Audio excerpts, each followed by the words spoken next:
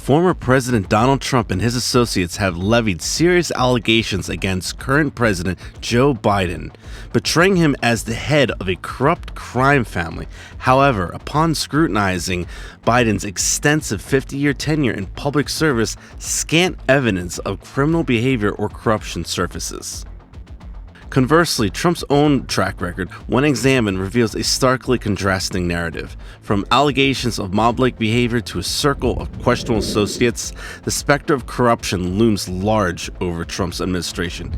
Here we delve into a few noteworthy examples of Trump and his cadre's alleged misdeeds, shedding a light on the stark disparity between accusations and reality. In any other world, the president bringing back a former campaign chairman who had just gotten out of prison, bringing him back again after he got out of prison would be crazy pants. But in Trump Republican politics, hey, get in line. It wasn't just Trump's campaign chairman who went to prison. Trump's campaign vice chairman, Rick Gates, was also charged and convicted and sentenced to prison. Trump advisor and campaign aide Roger Stone was charged and convicted and sentenced to prison. Trump White House National Security Advisor Michael Flynn was charged and convicted. Trump's campaign advisor George Papadopoulos was charged and convicted and sentenced to prison. The Trump Organization's CFO Alan Weisselberg was charged and sentenced to prison. Trump's chief strategist Steve Bannon was charged with wire fraud and money laundering. He's been sentenced to prison pending appeal for defying a subpoena. Trump's business was itself found guilty of tax fraud. Two Trump lawyers, Kenneth Chesbrough and Sidney Powell, have pled guilty to election-related crimes. And now tomorrow, another one of Trump's White House advisors, Peter Navarro, is due to report to start serving his sentence in federal prison. So it's not like Manafort's the only one in stripes, right? That's how these guys roll. You sign up for the Trump campaign, they ask you what size should they make your jumpsuit.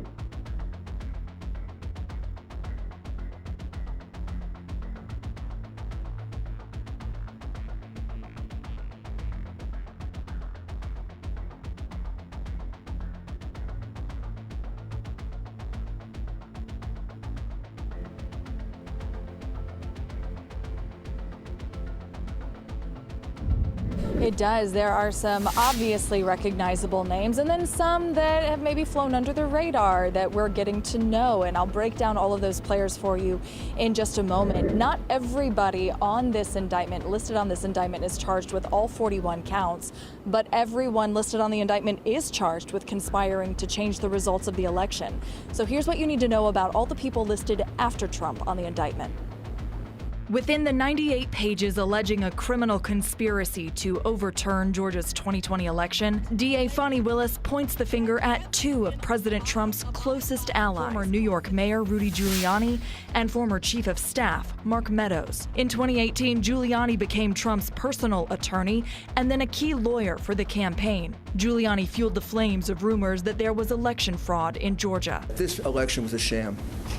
It was an embarrassment to the citizens of your state. Meadows was also on the line for the infamous Raffensperger phone call and stuck alongside the president in the aftermath of the 2020 election. Prosecutors say there were emails, meetings, and even a surprise visit to Georgia, made all for the benefit of his boss. Also included in the indictment are 5 of Trump's attorneys, the man who served as director of Election Day operations, and a former Trump DOJ official. The rest of the list is connected to the fake elector scheme, including former head of the Georgia Republican Party David Schaefer, Kathy Latham, the former Republican chairwoman of Coffee County seen in this surveillance video, and the only sitting elected official in Georgia, State Senator Sean Still. Each of them indicted on several charges, all accused of impersonating a public officer. 3 other people are accused of threatening election workers and influencing witnesses. What happened over the course of 3 months now links 19 people together nearly 3 years later. So, Chrissy, when you talk about these RICO charges, that means a criminal enterprise, which means there are other people working behind the scenes. But these are dozens of unnamed co-conspirators that Fani Willis believed played a role here. Right. There are 30 unnamed co-conspirators, and it could be some of the other fake electors. We know at least 8 have immunity deals, but at this point it would be speculation to figure out who those people are. What it does tell us, though, is that DA Fani Willis believes other people were involved. They just have not been formally charged. Back to you.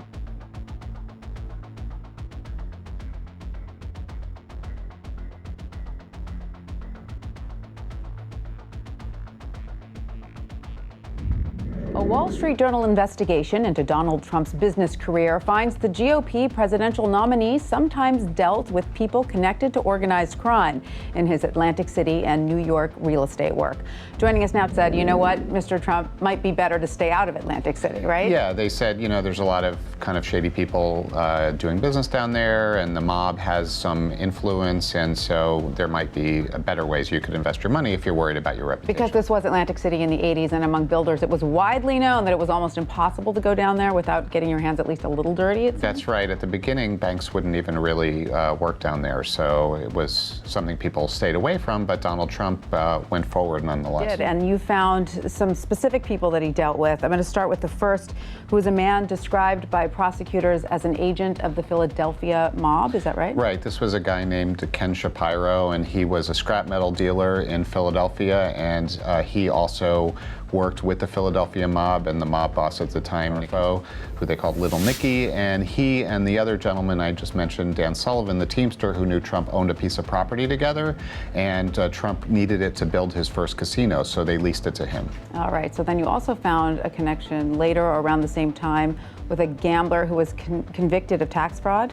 Right, that was a gentleman named Robert Labuti. He was what's known as a high roller. He basically spent a lot of money at the casinos. He was a horse trader.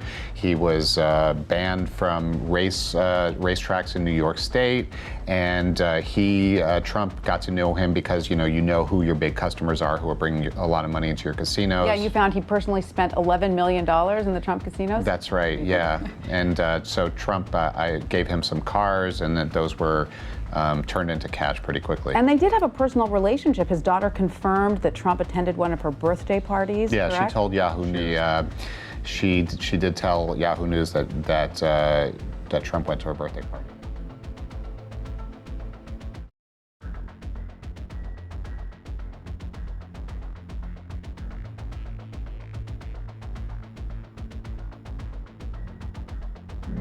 The Times findings also detail the potentially illegal methods the Trump family used to avoid millions of dollars in taxes, including undervaluing the properties in Fred Trump's Brooklyn apartment building empire by as much as 90% or $600 million, and by creating an intermediary company to funnel millions to Donald Trump and his siblings, disguised as profits which would not be taxed. Tactics many tax experts would call simply fraud, which the state of New York is now investigating. And not only did the future president of the United States screw taxpayers out of millions, he tried to screw his own family, too. And according to the Times, Trump tried to have his father's will rewritten when his health was declining, his father's, to give himself total control over his father's affairs. And yet in the midst of the Kavanaugh... These cases, investigating them, prosecuting them, you guys got to see what mob bosses are like. So, people have talked about Trump like he was a mob boss for a long time. Do you see those parallels when people make them? There's a lot of parallels. Yeah. And in particular, the attacks on the people that are potential witnesses against him. And of course, if this was in mob life, that usually ends up with some sort of death sentence and so forth for these people. Especially if they're called a rat. The bullying in particular, a lot of that comes from the same mindset. Right. The emphasis on loyalty is so reminiscent of John Gotti. John Gotti was caught on tape in a case that we prosecuted where he said, do you know why Louis DiBanno is going to be killed? He's being killed because I called him to come in and he didn't come in. That sense of, I am the boss, you are loyal to me, and an absence of loyalty is a death penalty. Trump's attacks on prosecutors, attacks on judges, and intimidation of witnesses, he's doing it in this very flagrant way. He has attacked Tish James as corrupt, a racist, and a monster. He's attacked Jack Smith as deranged, a lunatic, a thug, and a psycho. He's attacked Judge Chutkan as a fraud and a biased, Trump-hating judge. Were there ever mafia bosses who would do anything like that? Like go on the pages of the New York Post and attack the judge that was hearing an organized crime case? It wouldn't be done. And if they did do something, it would be done very quietly. And it would be done in a way that it wasn't directly being connected to the family. Right. Trump seems to have a very different ethos. How real do you think the threat is to those people he's attacking? We know it's real. There's a woman who is under indictment now for threatening Judge Chutkan. In the former president's brief to Judge Chutkan on the gag order, he says, if people act on this, that's on them, not on me. You think Trump would care if someone took a shot at Judge Chutkan? No, I don't think so.